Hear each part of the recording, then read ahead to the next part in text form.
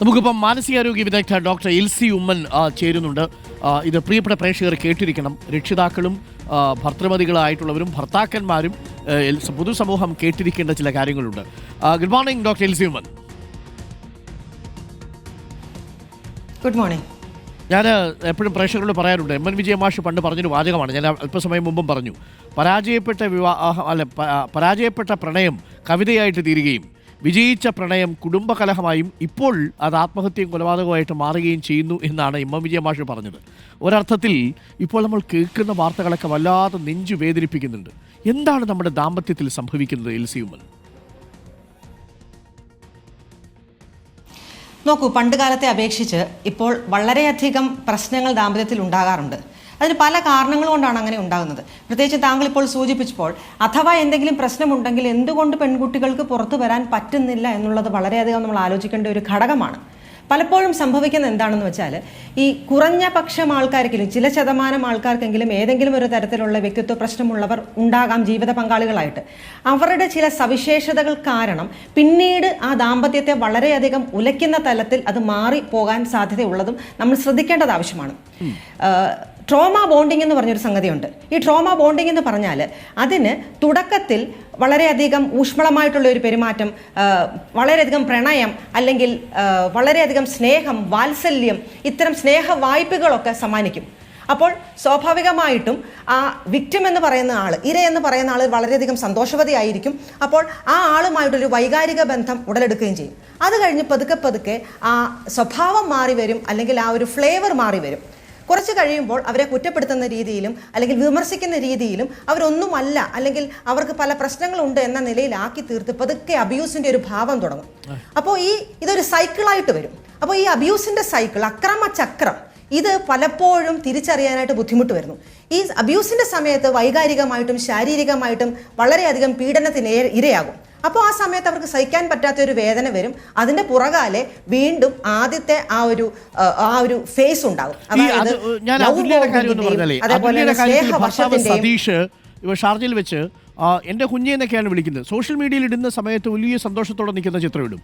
പക്ഷേ പിന്നീട് കാണുന്നത് കസലെടുത്ത് അടിക്കാൻ പോവുക, വളരെ ക്രൂരമായി പീഡിപ്പിക്കുക, വയറ്റി ചവിട്ടുക, ഭക്ഷണം കൊടുക്കാതെ പട്ടിണിക്കിടുക, ഇതൊക്കെയാണ് കാണുന്നത്. ഇതെങ്ങനെയാണ് സംഭവിക്കാൻ പറ്റുന്നത്? ഈ അന്യനെ പോലെ ഇങ്ങനെ വേഷം മാറുകയാണ്. തീർച്ചയായിട്ടും അത് തന്നെയാണ് ഞാൻ പറഞ്ഞു വരുന്നത്. കാരണം ഒരു സമയത്ത് ഒരു സ്വഭാവം കാണിക്കും, അത് കഴിയുമ്പോൾ അടുത്തൊരു സ്വഭാവം കാണിക്കും. ഈ സമയത്താണ് FB പോസ്റ്റ് ഇടുന്നതും ഇൻസ്റ്റയിൽ പോസ്റ്റ് ഇടുന്നതും ഹഗ് ചെയ്യുന്ന പടം ഇടുന്നതും അല്ലെങ്കിൽ ആനിവേഴ്സറിക്ക് വളരെയധികം വിലപിടിപ്പുള്ള ഗിഫ്റ്റ് കൊടുക്കുന്നതും ഒക്കെ. അത് അവരുടെ ഒരു തന്ത്രമാണ്, ഹൈലി മാനിപ്പുലേറ്റീവ് ആയിട്ടുള്ള ഒരു രീതിയാണ്, കൃത്രിമത്വമാണ് അവിടെ എന്നുള്ളത് ഈ ഇര തിരിച്ചറിയാനായിട്ട് വൈകുന്നു. അഥവാ തിരിച്ചറിഞ്ഞാൽ പോലും ഇത്തരം ഊഷ്മള ഭാവമുള്ളപ്പോൾ നമ്മുടെ തലച്ചോറിൽ ഓക്സിറ്റോസിൻ എന്ന് പറയുന്നുള്ള ലവ് ഹോർമോൺ, അതായത് പ്രണയത്തിന്റെ ഹോർമോൺ ഉൽപ്പാദിപ്പിക്കപ്പെടുന്നു.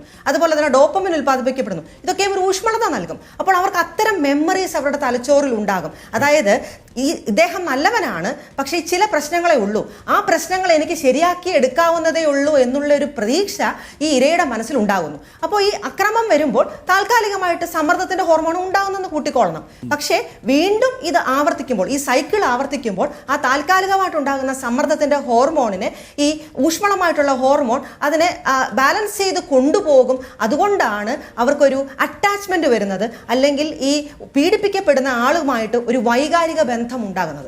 അത് തന്നെയല്ല, ഈ ചക്രം ഇങ്ങനെ മുന്നോട്ട് പോകുന്നതനുസരിച്ച് ഈ ഇരയോട്, അതായത് അവരുടെ ഒരു സ്വത്വം നഷ്ടപ്പെടുന്നത് പോലെ, അവരുടെ ആത്മബോധം നഷ്ടപ്പെടുന്നത് പോലെ, അവരുടെ സെൽഫ് നഷ്ടപ്പെടുന്ന രീതിയിൽ തന്നെ ആക്കിയെടുക്കാനുള്ള സാമർഥ്യം ഈ ആളുകൾ കാണിക്കാറുണ്ട്. അതിനാദ്യം അവർ ചെയ്യുന്ന പടി എന്ന് പറയുന്നത്, എന്തെങ്കിലുമൊക്കെ ഒരു സപ്പോർട്ട് സിസ്റ്റം എല്ലാവർക്കും കാണുമല്ലോ, ആ സപ്പോർട്ട് സിസ്റ്റത്തെ പതുക്കെ പതുക്കെ കട്ട് ഓഫ് ചെയ്ത് ഇവരെ അങ്ങ് ഒറ്റപ്പെടുത്തും, ഇവരെ അങ്ങ് ഐസൊലേറ്റ് ചെയ്തെടുക്കും. ഇപ്പോൾ എന്തെങ്കിലും ഒരു ആവശ്യം വന്നാൽ പോലും ഇവർ ആശ്രയിക്കത്തക്ക രീതിയിലുള്ള ഏതൊക്കെ പടവുകളുണ്ടോ അതൊക്കെ വെട്ടിമാറ്റി ഇവരെ ഐസൊലേറ്റ് ചെയ്തെടുക്കാനുള്ള സാമർഥ്യം ഇവർ തുടക്കം മുതലേ കാണിക്കും. അത് തന്നെയല്ല, നിനക്ക് ഒറ്റയ്ക്കൊന്നും ചെയ്യാൻ സാധ്യമല്ല. ഇപ്പോൾ ഉദാഹരണം പറഞ്ഞാൽ, വിഭജികയുടെ ആ കുട്ടി സ്വന്തമായി അധ്വാനിച്ച് ജോലിയുള്ളവരായിരുന്നു. അപ്പോൾ എപ്പോൾ വേണേലും തിരികെ പോയാലും ആരെ ആശ്രയിക്കാതെ കഴിയാനുള്ള ഒരു സാഹചര്യം ഉണ്ടായിരുന്നു.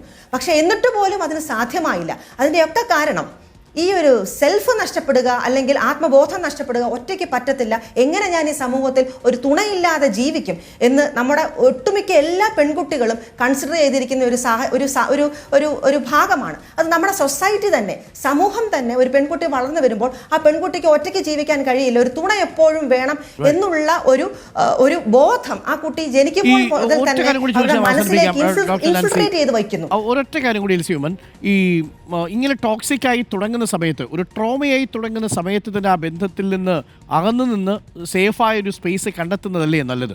വിർജിനിയ വുൾഫൊക്കെ പറയുന്ന പോലെ സ്വന്തമായിട്ടൊരു മുറി കണ്ടെത്തി, സ്വന്തമായിട്ടൊരു ഇടം കണ്ടെത്തി ജീവിച്ചില്ലെങ്കിൽ ഇതേപോലെയുള്ള ആത്മഹത്യയിലേക്കും കൊലപാതകത്തിലേക്കും ഒക്കെ പോവും.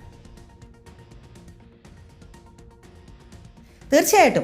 കാരണം അതിന് നമ്മുടെ പെൺകുട്ടികളെ ബോധവൽക്കരിച്ചെടുക്കുകയാണ് വേണ്ടത്.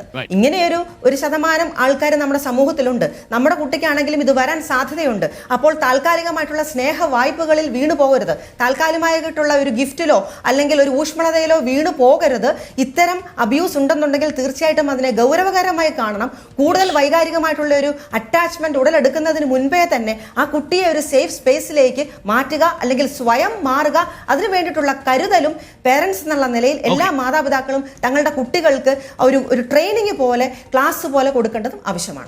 താങ്ക് യു എൽസ്യൂമൻ. നമുക്ക് മറ്റേതെങ്കിലും ഇനിയൊരു സന്ദർഭത്തിൽ കൂടി എൽസ്യൂമനെ നമുക്ക് കാണേണ്ടതുണ്ട്. കാരണം എൽസ്യൂമൻ പറഞ്ഞ വാക്കുകൾ വളരെ പ്രധാനപ്പെട്ടതാണ്. ട്രോമ കെയർ ബോണ്ടിങ് നിങ്ങൾ ഭർത്താക്കന്മാരുമായിട്ടൊക്കെ അല്ലെങ്കിൽ ഭർത്താവുമായിട്ട് നിങ്ങൾ ഉണ്ടാക്കിയെടുത്താൽ പിന്നീടത് ടോക്സിക് റിലേഷൻഷിപ്പ് ആയാലും ഊരിപ്പോകാൻ വലിയ പാടായിരിക്കും. നിങ്ങളുടെ സപ്പോർട്ട് സിസ്റ്റം ഒക്കെ നിങ്ങളുടെ ഭർത്താവ് കട്ട് ചെയ്യുന്നുണ്ടോ? സുഹൃത്തുക്കളോട് സംസാരിക്കുമ്പോൾ എന്തിനാ ഇത്രയധികം സംസാരിക്കുന്നത് എന്ന് ചോദിക്കുന്നുണ്ടോ? നിങ്ങളുടെ സുഹൃത്ത് വലയങ്ങളിൽ അദ്ദേഹത്തിന് അസ്വസ്ഥത വരുന്നുണ്ടോ? നിങ്ങളുടെ കുടുംബ ബന്ധങ്ങളിൽ നിങ്ങൾ ബന്ധപ്പെടുന്ന ആളുകളോട് നിരന്തരം വിളിക്കേണ്ട എന്ന് പറയുന്നുണ്ടോ? വിചാരിച്ചോളൂ, അയാൾ നിങ്ങളെ നിർവീര്യമാക്കാൻ ശ്രമിക്കുകയാണ്, നിങ്ങളുടെ സാമൂഹ്യ ബന്ധങ്ങൾ ഇല്ലാതാക്കാൻ ശ്രമിക്കുകയാണ്. അങ്ങനെ ഒരു അവസ്ഥയിൽ നിങ്ങൾ അയാളോട് ഗുഡ് ബൈ പറയണം. ചേട്ടാ, ഇനഫ് ഈസ് എനഫ് എന്ന് പറയാനുള്ള ഒരു മനസ്ഥിതി നിങ്ങൾ ഉണ്ടാക്കിയെടുക്കുക എന്നുള്ളതാണ്. ഒറ്റ കാര്യം കൂടി ഞാൻ പ്രേക്ഷകരോട് പറയാം. നിങ്ങളുടെ ജീവിതം നിങ്ങളാണ് ജീവിച്ചു തീർക്കേണ്ടത്. മറ്റുള്ള ഒരാളിൽ കൂടി നിങ്ങളുടെ ജീവിതം ജീവിച്ചു തീർക്കാൻ ശ്രമിക്കരുത്. എത്ര ചാഞ്ഞാലും ചായുന്നതിനൊരു പരിധിയുണ്ടാകും.